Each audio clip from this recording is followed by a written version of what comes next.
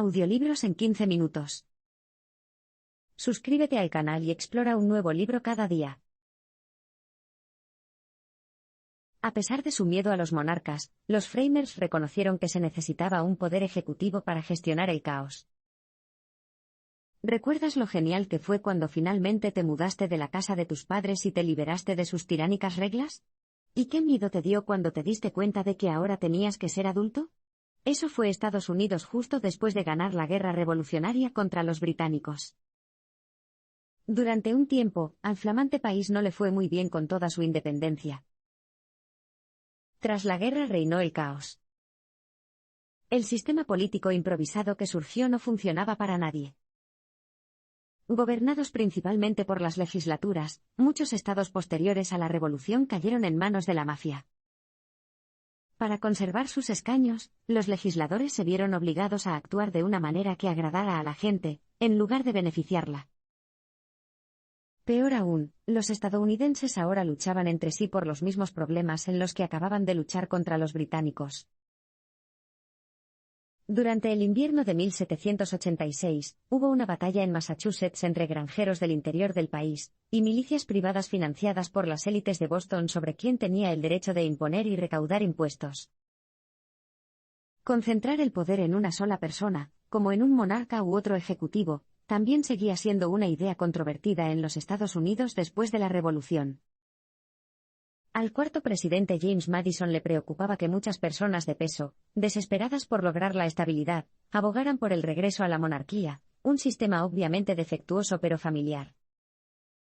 Otras comunidades experimentaron con la eliminación total del poder ejecutivo, como los estados de Pensilvania y Nueva Jersey.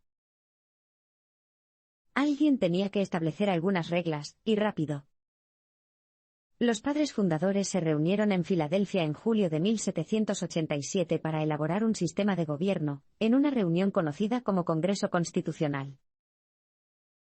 Obligados a reconsiderar sus posturas radicalmente.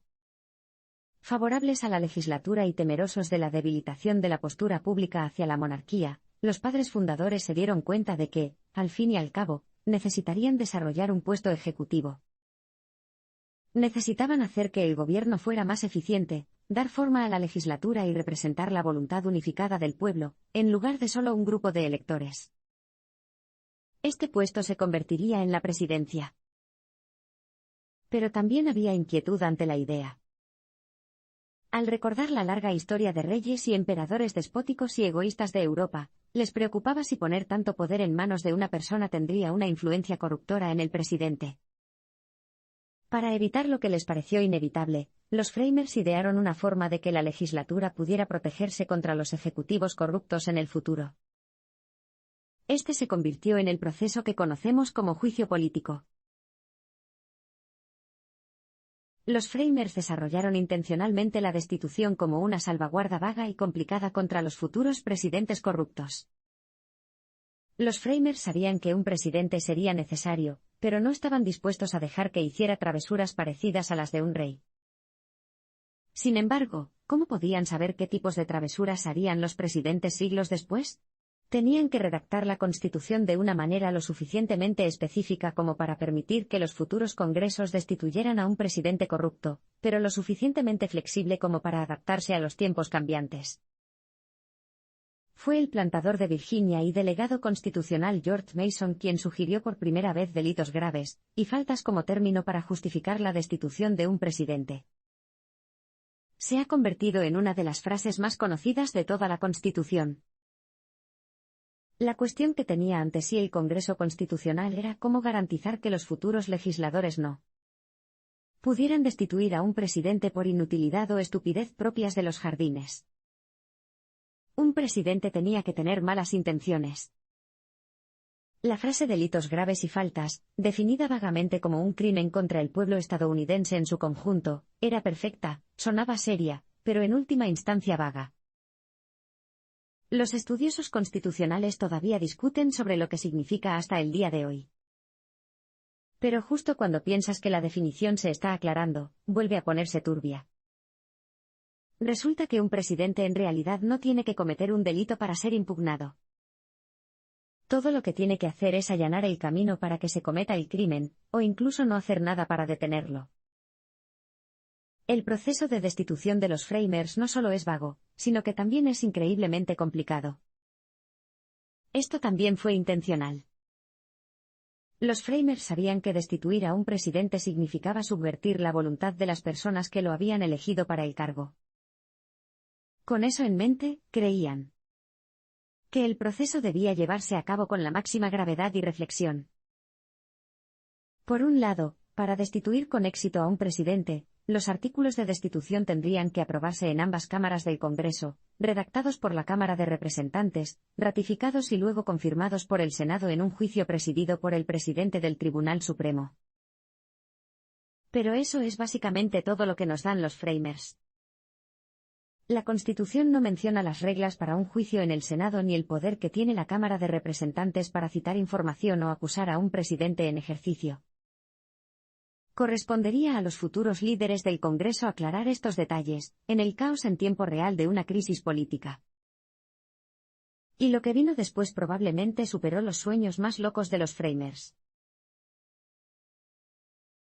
La destitución de Andrew Johnson en 1868 estableció que el Congreso no puede destituir a un presidente solo porque sea insufrible. ¿Qué tan molesto es cuando alguien es realmente odioso, pero no encuentras una razón para deshacerte de él? En 1868, los miembros de la Cámara de Representantes de los Estados Unidos se enfrentaron a este mismo dilema. Pero decidieron destituir al presidente Andrew Johnson de todos modos, solo porque era detestable e irritante, no porque hubiera infringido la ley. El obstinado presidente demócrata, que asumió el poder tras el asesinato del presidente Abraham Lincoln, era increíblemente impopular entre el Congreso controlado por los republicanos. Era solo cuestión de tiempo que las cosas empezaran. La aversión del Congreso hacia Johnson parece estar justificada, según todos los informes, era un imbécil. No solo estaba enojado, volátil y difícil, sino que también era increíblemente racista, incluso para los vergonzosos estándares de la época. Habiendo crecido en una familia blanca pobre en Carolina del Norte, la supremacía blanca le dio un sentido de identidad. Eso lo enfureció y amargó por la pérdida de la guerra civil por parte de la Confederación. Después, dijo que solo los hombres blancos deben administrar el sur. Johnson socavó continuamente los esfuerzos del Congreso para promover la igualdad racial en el sur.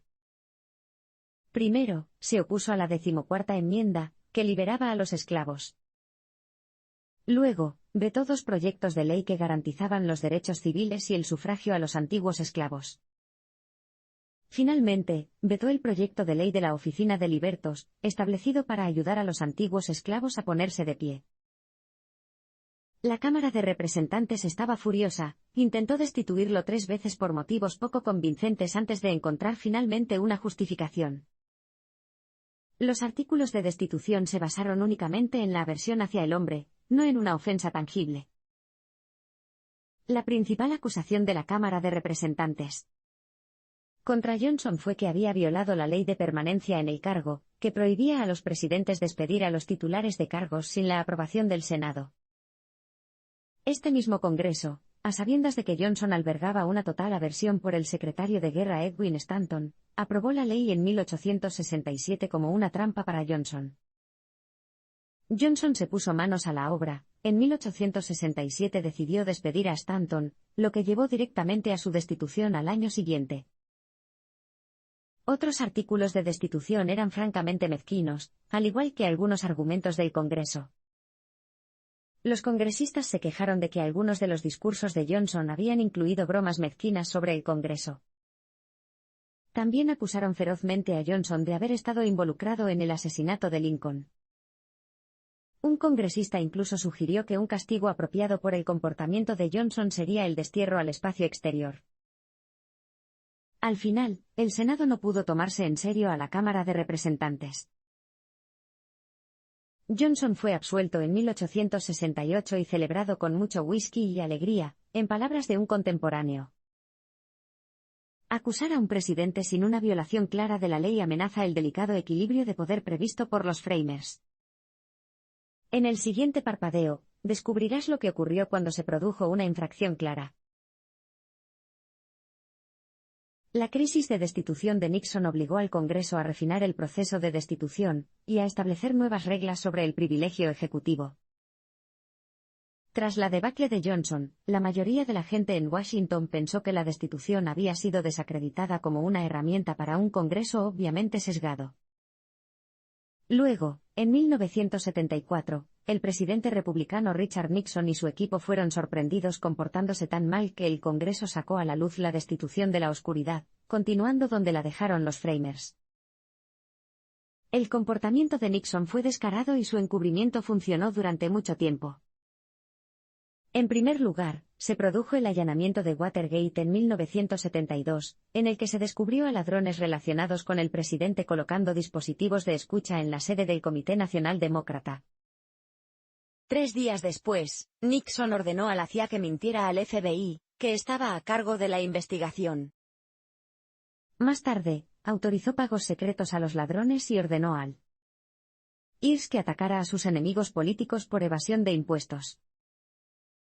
Finalmente, despidió al fiscal general y al fiscal general adjunto por negarse a destituir al fiscal especial encargado de investigar la Casa Blanca. Esta purga, conocida como la masacre del sábado por la noche, fue el principio del fin para Nixon. En última instancia, Nixon solo se vio obligado a publicar cintas citadas con conversaciones incriminatorias, que él mismo había grabado, mediante una sentencia unánime de la Corte Suprema. La sentencia, resultado de años y de idas y venidas en los 3 poderes del gobierno, estableció límites a la cantidad en que el presidente podía retener las pruebas citadas por motivos de privilegio ejecutivo, es decir, el derecho del presidente a recibir comunicaciones confidenciales. Una vez que su apoyo público y del Congreso se desvaneció, Nixon cayó rápidamente.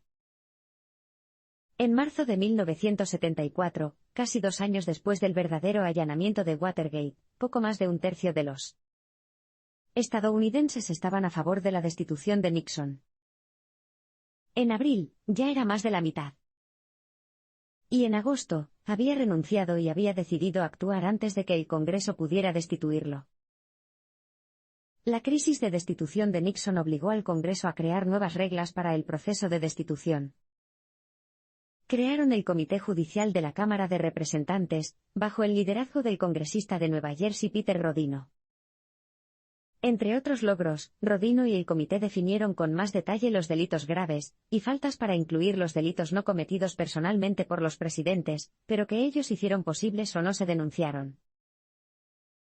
Más importante aún, los miembros del comité encontraron una manera de trabajar más allá de las líneas partidarias. Un grupo bipartidista de congresistas indecisos dentro del comité pasó a conocerse como la coalición frágil. El comité era respetado incluso por sus oponentes. El senador republicano Carlos Moread dijo que sentía que Rodino estaba haciendo todo lo posible para ser justos. Esto significaba que, una vez que finalmente hubiera pruebas disponibles, nadie podría afirmar que el comité tenía motivos partidistas ocultos. El Comité Judicial de la Cámara de Representantes es la razón por la que se hizo justicia correctamente en el caso Nixon. La destitución de Clinton fue otro referéndum sobre el privilegio ejecutivo, así como sobre el cambio de puntos de vista sobre la moralidad. El estándar de moralidad en los Estados Unidos en la década de 1990 habría sido irreconocible para sus padres fundadores. Tomemos el caso del presidente Bill Clinton, cuyos índices de aprobación laboral aumentaron durante su crisis de destitución, a pesar de la publicación de detalles de mal gusto sobre sus aventuras sexuales que habrían hecho que George Washington se escupiera la dentadura postiza. Los crímenes de Clinton fueron, en última instancia, más morales que legales. El escándalo de destitución comenzó cuando Kenneth Starr, un fiscal que trabajaba en una demanda relacionada con otra de las indiscreciones conyugales de Clinton, se hizo evidente para Kenneth Starr, un fiscal que trabajaba en una demanda relacionada con otra de las indiscreciones conyugales de Clinton. Starr centró entonces su atención en Lewinsky, quien por casualidad había guardado cierto vestido azul que había sido manchado durante una cita con el presidente. Sorprendida por lo que Starr ya sabía, Clinton primero trató de evitar el interrogatorio reclamando el privilegio ejecutivo, y luego mintió al respecto bajo juramento. También hizo algunos cambios lingüísticos magníficos. Cuando se le hizo una pregunta de sí o no que giraba en torno a la palabra es, respondió: eso depende de la definición de la palabra es. La principal estrategia republicana para la destitución fue intentar avergonzar a Clinton haciendo públicos todos los sórdidos detalles de su romance con Lewinsky. Este enfoque falló, ya que no estaba en contacto con las costumbres estadounidenses cada vez más relajadas de finales de la década de 1990 con respecto al sexo y la infidelidad conyugal. El informe Starr se publicó en su totalidad, incluyendo detalles lascivos y casi pornográficos del encuentro entre Clinton y Lewinsky. Fue embarazoso para todos y ayudó a los demócratas a presentar todo el asunto como invasivo y ofensivo. Es más, al redactar los artículos de destitución, los legisladores republicanos tomaron prestados generosamente los documentos de destitución de Nixon, a veces palabra por palabra. Los estadounidenses simplemente no estaban convencidos de que los crímenes de Clinton fueran tan graves como los de Nixon. Estos procedimientos de destitución finalmente dieron lugar a sentencias judiciales que limitaron aún más el privilegio ejecutivo. Las nuevas leyes establecían que no puede haber ningún privilegio abogado-cliente entre un presidente y su abogado pagado por el gobierno, y que los agentes del servicio secreto no tienen derecho a la confidencialidad, algo que Clinton intentó invocar para proteger su relación secreta con Lewinsky. El escándalo sexual de Clinton y las posteriores tribulaciones por la destitución prepararon el terreno para la destitución de Trump, cuyas indiscreciones sexuales son cosa de todos los tiempos y que depende en gran medida de un equipo legal remunerado personalmente, con el que sin duda tiene el privilegio abogado-cliente. La destitución es el resultado de una atmósfera política venenosamente partidista. El bipartidismo es necesario para superarla. Pregúntele a cualquier niño de jardín de infantes cómo un grupo puede resolver un problema, y es probable que le digan trabajen juntos. Alguien debería decírselo a la gente de Washington. La destitución siempre ha sido el resultado, y la causa, de una atmósfera política partidista fraccionada. Para vender un proceso tan vago y complicado al pueblo estadounidense, los partidos de la oposición tienen que presentar su propio bando no solo como correcto sino también como justo, y a sus oponentes no solo como equivocados sino también peligrosos. Esto significa que cada crisis de destitución ha deteriorado la estructura de la democracia estadounidense, al convertir a las partes opuestas en una responsabilidad política trabajar juntas. Peor aún, Watergate erosionó permanentemente la confianza pública en el cargo más alto del gobierno de los Estados Unidos. Antes de Watergate, más de la mitad de los estadounidenses confiaban en que su presidente haría lo correcto. Desde entonces, la mitad de los encuestados nunca ha dicho lo mismo. La confianza en el gobierno se ha visto dañada irreparablemente.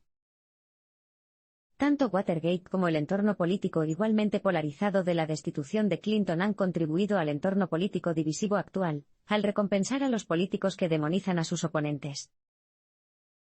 Un ambiente tóxico de partidismo en la Cámara de Representantes, y en el país en general, ha llevado a cada una de las tres crisis de destitución de Estados Unidos.